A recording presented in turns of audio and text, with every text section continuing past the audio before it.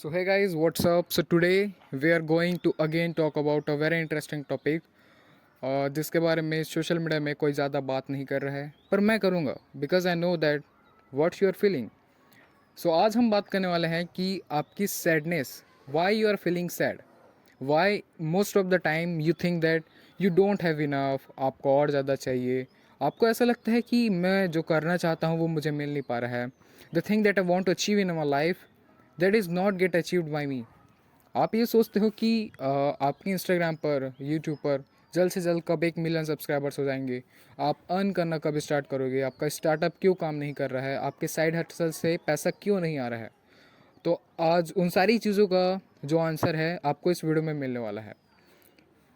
So today we are going to answer all the questions why the thing that you want to achieve and the results that you are expecting from your life, from work that you are doing, why you are not getting that.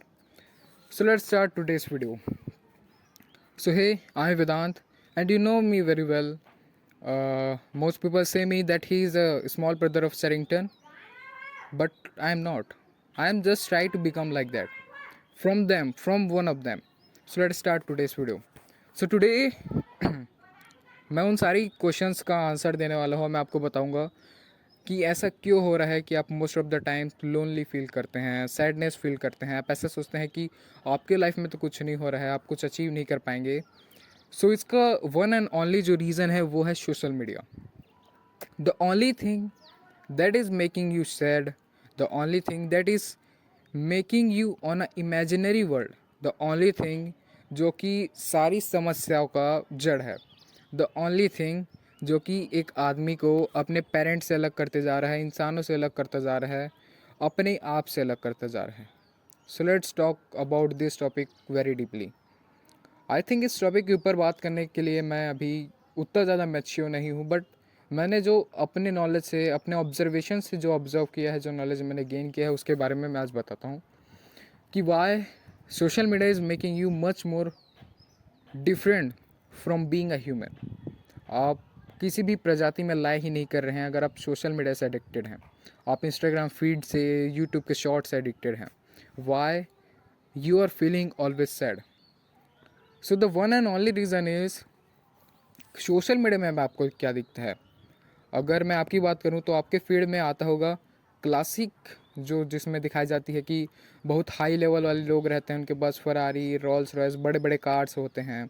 आप उन सारी चीज़ों को देखते हैं. और एक दूसरे टाइप की reels most of the cases में होता है कि motivational.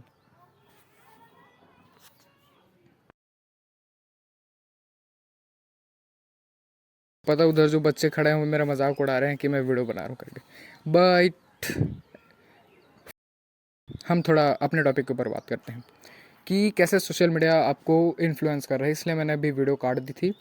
So the reason is कि इंस्टाग्राम फीड में बहुत सारी टाइप्स की रील्स आती हैं जो कि आपको अलग अलग तरीके से इन्फ्लुएंस करती हैं. तो आपको ये समझना है कि आपके फीड में जो रील्स आ रही हैं वो किस टाइप की हैं. आपको सबसे पहले अपनी पर्सनैलिटी, अपनी थिंकिंग मैच करनी है कि आप सोच कैसे रहे हैं, आपकी फीड के उस तरह से हैं.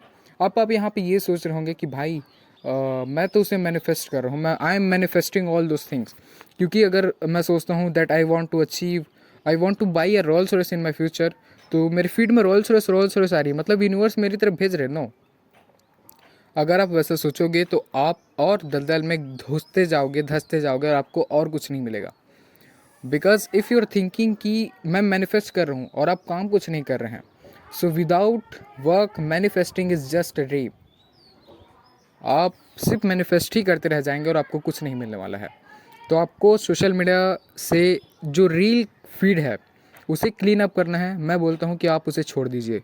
Just try for 7 days. आप अगर 7 दिनों तक करते हैं, आप ये करिए, आप इंस्टाग्राम में रील्स स्क्रॉल ना कीजिए. आप इंस्टाग्राम में जाकर बात कर सकते हैं या फिर आपके फ्रेंड्स जो आपको रील सेंड कर रहे हैं उसे देख सकते हैं, पर उससे ज़्यादा ना देखिए. बस आप 7 दिनों तक करिए.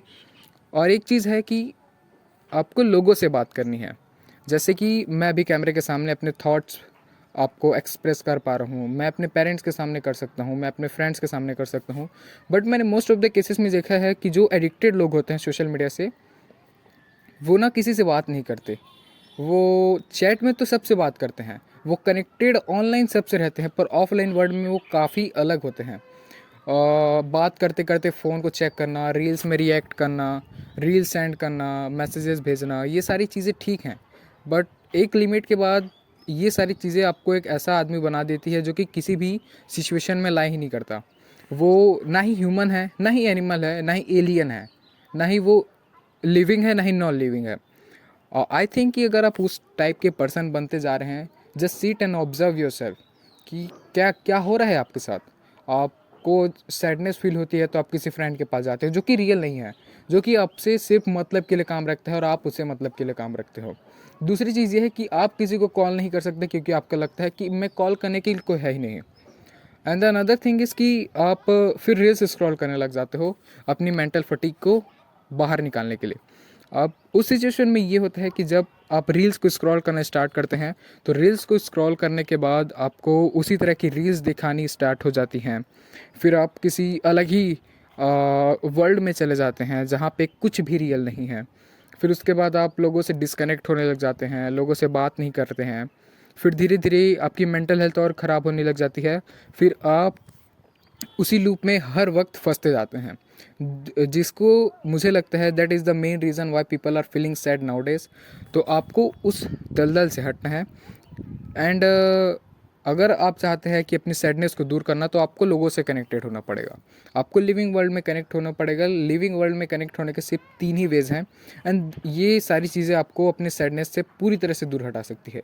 फर्स्ट है, लोगों से बात कीजिए। आप जितना ज़्यादा लोगों से बात करेंगे आप उतना ही ज़्यादा अपने आप को देखेंगे कि आप हैप्पी फील कर रहे हैं, क्योंकि वर्चुअल में आप अपनी इमोशंस को शो नहीं कर सकते, पर रियल लाइफ में आप अपने इमोशंस शो कर सकते हैं और बता सकते हैं सामने वाले को कि हाँ मैं कैसा फील कर रहा हूँ। And the second thing is कि आपको लोगों से हर वक्त कनेक्टेड रहना पड़ेगा।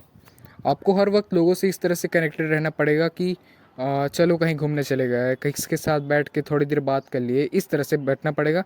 And the third thing is कि आपके जो रिलेटिव्स हैं, जैसे कि अगर आपकी नानी है, आपकी दादी हैं, आपके पेरेंट्स हैं, आपके ब्रदर्स हैं, उनके साथ थोड़ा टाइम स्पेंड कीजिए, जिससे थोड़ा आपको हैप्पीनेस फील होगा। एंड एक चीज़ ध्यान में रखना, जब आप इनके साथ टाइम स्पेंड कर रहे होंगे तो मोस्ट ऑफ द टाइम अगर आपको ये इग्नोर कर रहे हैं फिर भी आप जानबूझ कर उनके पास जाइए, क्योंकि धीरे धीरे जब आपकी आदत बनेगी तो धीरे धीरे आपको ये लोग लाइटली ना लेकर समझेंगे कि हाँ लड़का कुछ कर रहा है तो इसके तरफ हम ध्यान दे देते हैं। फिर धीरे धीरे आपको सारे लोग अटेंशन देने स्टार्ट कर देंगे और आपकी हैप्पीनेस दोबारा से लौट आएगी।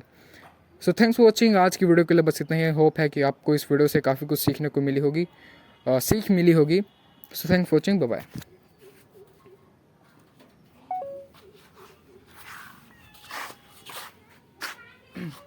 हाँ, कभी कौन चिल्लावत रही से,